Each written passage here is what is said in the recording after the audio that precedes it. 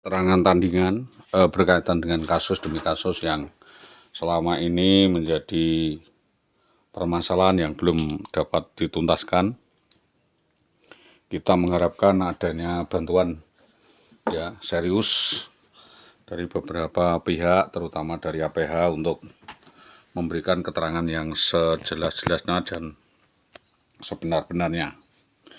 Setidaknya kasus ini menjadi terang dan menjadi bahan perenungan bersama dalam rangka perbaikan citra, martabat, dan marwah kepolisian dan perbaikan kinerja Polri.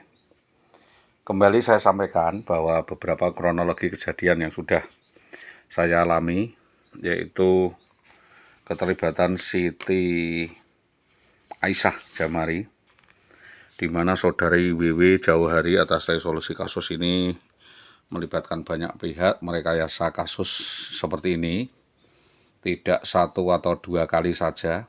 Modusnya sama, yaitu modus melodrama atau aksi drama untuk memeras dan mempermalukan suaminya sendiri yang dijalankan bersama dengan orang lain, baik di wilayah Magelang, di wilayah Temanggung, Wonosobo, di Jogja maupun di Surakarta. Jadi saya kira saudari WW ini memiliki jaringan yang kuat, memiliki sindikat yang luas, karena sejak keluar dari rumah saudara Siti Aisyah memperlakukan saudara Sholihul Hadi tidak layaknya seorang, melainkan memerintahkan preman untuk menganiaya saudara Sholihul Hadi dan mencoba untuk membunuh.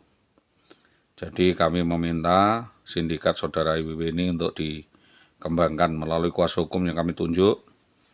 Kami menjadwalkan, kami akan mengawal kasus-kasus tersebut sampai tuntas dan mohon kerjasama semua pihak untuk dapat bekerja dengan serius tanpa ada intervensi para pihak. Dan setidaknya dari temuan-temuan yang kami sampaikan, bahwa untuk menarik benang merah dari akar permasalahannya agar para pihak ini bukan melihat dari permasalahannya, tetapi dari kejadiannya.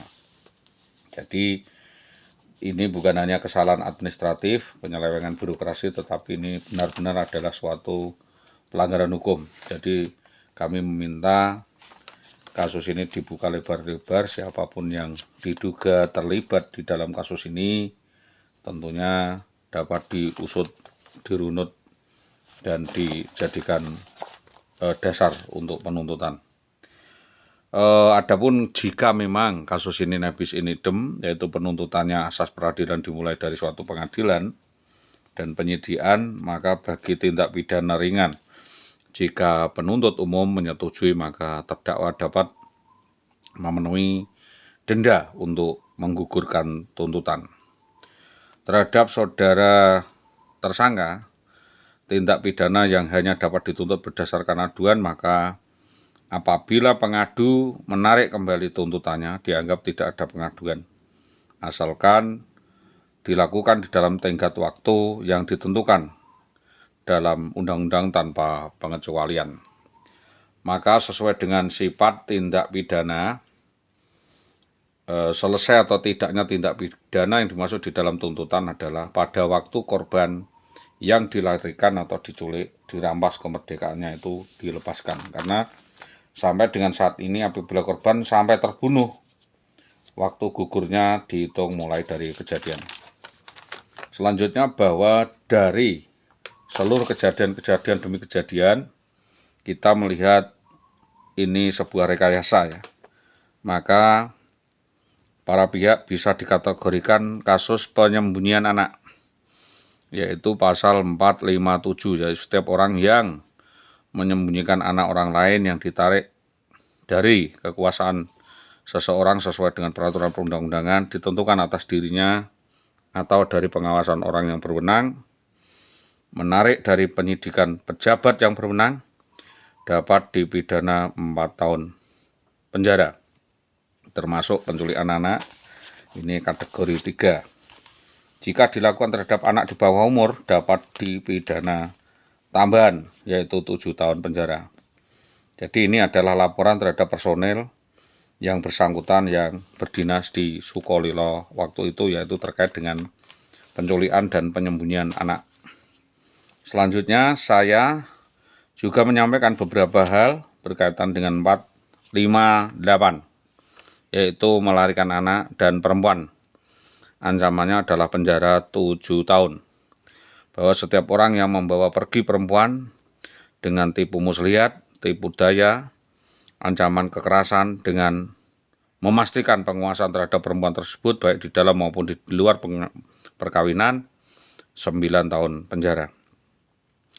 Jika yang dibawa lari lalu mengawini yang dibawa pergi dalam sah perkawinan tersebut sesuai ketentuan perundang-undangan mengenai perkawinan, maka tidak dapat dijatuhi pidana sebelum perkawinan tersebut dinyatakan batal.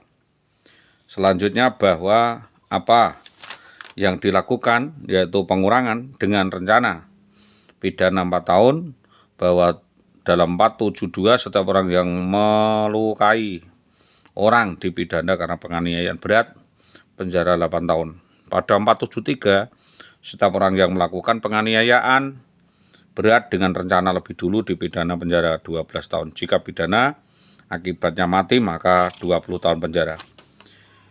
Selanjutnya bahwa pada 471 jika yang digelapkan itu bukti adalah binatang ternak, barang yang dimaksud pada 490 dipidana penggelapan ringan. Jika orang maka kategori berat. 490 setiap orang yang secara melawan hukum memiliki barang atau sebagian atau keseluruhan adalah milik orang lain yang dalam kekuasaannya bukan karena tindak pidana, karena penggelapan, penjara ancamannya adalah 4 tahun dan denda kategori 4. 486 yaitu paling lama 9 tahun setiap orang yang dengan maksud menguntungkan dirinya sendiri atau orang lain secara melawan hukum, memaksa orang dengan kekerasan, ancaman kekerasan untuk memberikan suatu barang, memberi utang, penyaluran utang, menghapuskan utang. Ini ancamannya 9 tahun penjara. Pada 496 yaitu perbuatan curang. 496 setiap orang yang dengan maksud untuk menguntungkan dirinya sendiri dan atau orang lain secara melawan hukum, memakai nama palsu, kedudukan palsu, menggunakan tipu daya, tipu muslihat, atau membuat rangkaian kata-kata abuan supaya orang lain bergerak atau melakukan, maka dapat kategori ini, yaitu dengan alasan memelas supaya menyerahkan barang, uang, memberi utang, menipu daya, membuat bon utang atau menghapus piutang, dapat dipidana penipuan dengan ancaman pidana 4 tahun penjara atau pidana denda sebagaimana kategori 496. Demikian itu yang dapat kita tuduhkan, kita sampaikan kepada saudara WW atas kerjasama yang baik dari semua pihak, terutama kepolisian. Kita sampaikan terima kasih, selamat pagi, assalamualaikum warahmatullahi wabarakatuh.